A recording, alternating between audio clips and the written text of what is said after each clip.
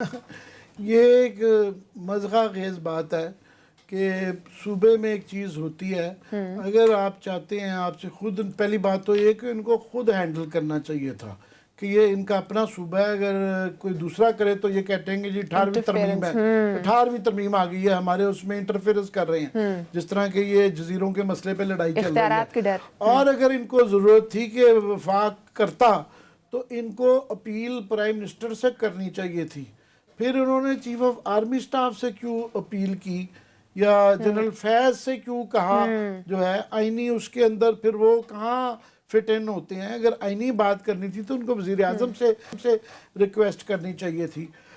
बात यह है कि ये टोटल एक सियासती हो रही है ना, पैंतरे बदले जा रहे हैं।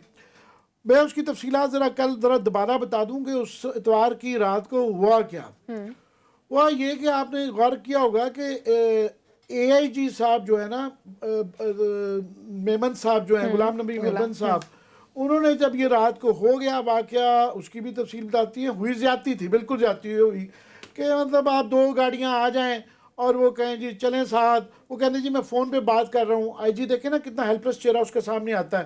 वो कहते नहीं जी वो टाइम गुजर गया, आपको आगे कॉल कर रहे थे, अब नहीं, अब आप हमारे साथ जाएंगे, ऑर्डर आए हुए हैं कि आप साथ चलेंगे। उन्होंने कहा जी मैं फिर अपनी पीछे एंटूराज IG जाता है, उसके साथ जाती है। उनका नहीं, आप अकेले अपनी गाड़ी में आ जाएं। उनकी गाड़ी IG साहब को इजाज़त दे दी गई कि अपनी गाड़ी में बैठें। एक गाड़ी उनके आगे लग गई, एक प्राडो उनके पीछे लग गई, जो है उसमें एस्कॉर्ट में, अपनी एस्कॉर्ट में उनको लेके गए। उससे पहले जो DIG साहब थे उनको पहले डायरेक्टली कहा जा रहा था कि आप FIR करें, वो नहीं माने थे। DIG ईस्ट जो है, तो उनको पहले ही उन्होंने फ़ोन उठा लिया था, तो उनको बुला लिया गया और वो पहुंच भी गए और उनसे फ़ोन लेके एक अलग कमरे में उनको बिठाई रखा। उनकी तो सज़ा ये हुई। बाद में AIG साहब, एडिशनल IG साहब भी आगे, इनको अलग बिठाई रखा। ज़्यादती तो हुई, मगर जब सुबह इनको 7 बजे फ़ोन दिए गए और इनको आज़ाद कर दिया गया तो इन्होंने अपने पॉलिटिकल लीडर्स को बताया। तो उसके बाद फिर ये है कि जो आज बयानिया है, पहले दिन ये नहीं था मुराद अली शाह साहब का। आज ये कह रहे हैं ना, मुझे धमकियां दी गई कि जनाब अगर ये नहीं करेंगे तो आपकी हुकूमत चले जाए, तो अब वो शेर हो गए हैं।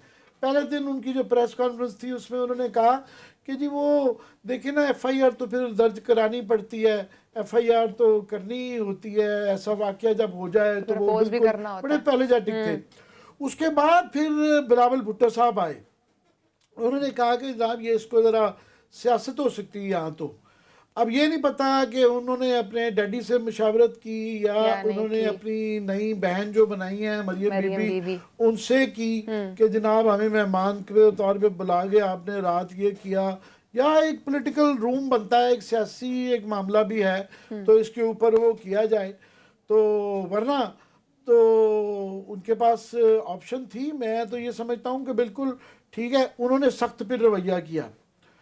तो बात यह है कि एक तरफ तो गुजरांवाला में नवाज शरीफ के आप जो तकरीर हुई वहाँ पे, उन्होंने फौज के सरबराह के मतलब लीडरशिप के मतलब जो बातें की वहाँ पे, वो इन्होंने बैठ के सुनी।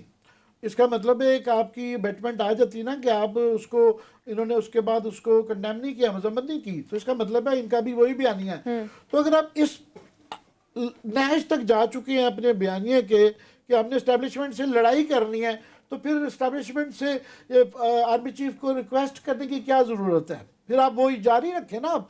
और उसका नेक्स्ट स्टेप ये है कि ठीक है IG के साथ बड़ी ज्यादती हुई और ये नहीं होना चाहिए था। बिल्कुल हम देखेंगे कि इसकी जब इंक्वायरी आएगी तो ये देखा जाएगा, आई एम श्योर देखा जाएगा कि जी किसने किस लेवल पे ये डिसीजन मेकिंग हुई।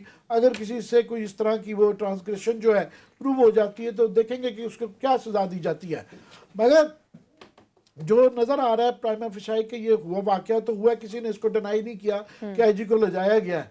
पर बात ये है IG साहब भी तो चेक करें ना। आज सारा दिन चल रहा था कि सिंध की फौज को सलूट बज रहे हैं, बार बार TV दिखा रहे थे कि इस तरह पुलिस जाग गई है। भाई साहब ये हम कल भी कह रहे थे ये वाले कि IG साहब को खड़े होना चाहिए था। वो क्यों गए 2 कारों के बीच में बैठ के? उनको जो है वो इस तरह के IG जाते हैं जिनकी बैकबोन कमजोर होती है, जो कि कमजोर लोग होते हैं। अगर ये IG साहब फॉर एग्जांपल, ये इनका कोई माजी इतना दरख्शा नहीं रहा हुआ, इनको सुप्रीम कोर्ट ने सीसीपीओ के तौर पे हटा दिया था, इनके ऊपर एसएससी कर्मियों के बड़े सवाल हैं। तो ये जो कमज़ोर लोग होते हैं ना, वो फौरन जो है दो गाड़ियों के बीच में अपनी गाड़ी लगा के चले जाते हैं। हमारे प्रोफेशन में भी जो है प्रेशर्स आते हैं। आपको हर आदमी ने अपनी सिचुएशन के मुताबिक उसको सस्टेन करना होता है, मगर ये आपका एक मेटल होता है, आपका ये इम्तिहान होता है कि जब इस तरह की कोई नाजायज चीज़ आपको कहे आप नहीं मानते हैं, आप खड़े होते हैं। हाँ, अगर ये खड़े होते तो ये सिंध की पुलिस का, पाकिस्तान की पुलिस का वकार बहाल करते, हम भी इनके साथ खड़े होते। और बिलावल साहब को, चीफ मिनिस्टर साहब को सुबह बजाय इसके शाबाशियां देने के इनको फायर कर देना चाहिए था। अभी भी इनके खिलाफ एक्शन लेना चाहिए, बिल्कुल लेना चाहिए कि नहीं जनाब, आपकी ड्यूटी है कि सिंध के लोगों की, कराची के लोगों की आपने प्रोटेक्शन करनी है। 1.25 लाख की आपको जो है पुलिस दी हुई है, तो आप चुप करके जो है गैर कानूनी ऑर्डर किसी तरफ से भी आए, इवन फौज के अंदर है कि गैर कानूनी ऑर्डर जो है फौज के अंदर भी उनके ओथ के अंदर है, उनके कानून के अंदर है कि आपने नहीं माना। इलीगल ऑर्डर किसी को, कोई यूनिफॉर्म्ड आदमी नहीं मान सकता। ये इंटरनेशनल लॉ है, लोकल लॉ है, सारा ये कानून है और अखलाकी तकाजा भी होता है। तो ये उस वक्त तो खड़े नहीं हुए। अब जो है मुझे लगता है ये है कि बिलावल साहब जो है ना, अब उनको एक बीच में से क्योंकि एक फ़ोन आ गया है तो एक राह मिल गई है, तो थोड़ा सा पीछे हटते नज़र आ रहे हैं।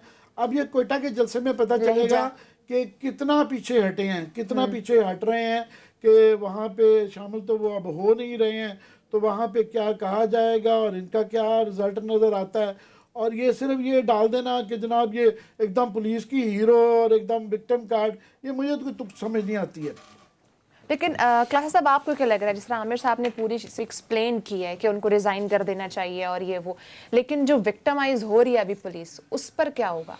मामिर ने, क्योंकि मैं ये पहले भी कहता हूँ, हम थोड़े से, और एक सहाफ़ी को ये होना चाहिए आइडियलिस्ट। अगर हम आइडियलिस्ट नहीं है ना, आइडियलिज्म की बात नहीं करते कि या हम ये बैठ के जस्टिफिकेशन देते हैं एक्ट्स ऑफ मिशन कमीशन की, तो हमको सियासी वर्कर हो सकते हैं, जर्नलिस्ट नहीं हो सकते। बहुत सारे लोग हमें कहते हैं कि आप ऐसी बातें करते हैं जो होने वाली नहीं। सहाफ़त आप आके करते हो इसीलिए कि आपने बताना होता है किस तरह के मुआशरे में किस तरह के लोग, आप जो आइडियलिज्म पे चलते हैं जर्नलिज्म, जो आइडियलिज्म पे बिलीव नहीं करते, मैं उनको साफ ही नहीं मानता। अच्छा। ये हो सकता है मेरी राय है, लोग उससे आगे डिसएग्री करें कि आपने आगे एडजस्टमेंट नहीं करनी होती है अब उसके साथ, हालात जैसे हैं जहाँ के बुनियाद, फिर अब साफ ही नहीं है, यू आर ए कॉमनर कि सहाफ़ी तो लड़ता है। मैं इनकी बात को जरा आगे लेके चलना चाह रहा हूँ। जो ये बार बार हम कह रहे हैं कि आईजी साहब ने स्टैंड क्यों नहीं लिया, बहुत सारे लोग हैं मुमकिन नहीं था। अब ये बहुत सारे लोग हमें कहें उनकी क्या जरूरत थी, वो कैसे लेते, उनको इंटेलिजेंस एजेंसियाँ उठा के ले गई थी, उनको रेंजर्स उठा के ले गई। भाई साहब, इसलिए हम कहते होते हैं कि जनाब आपको ऐसा अफसर लगाना चाहिए जो ये रेंजर्स को भी रजिस्ट कर सकता,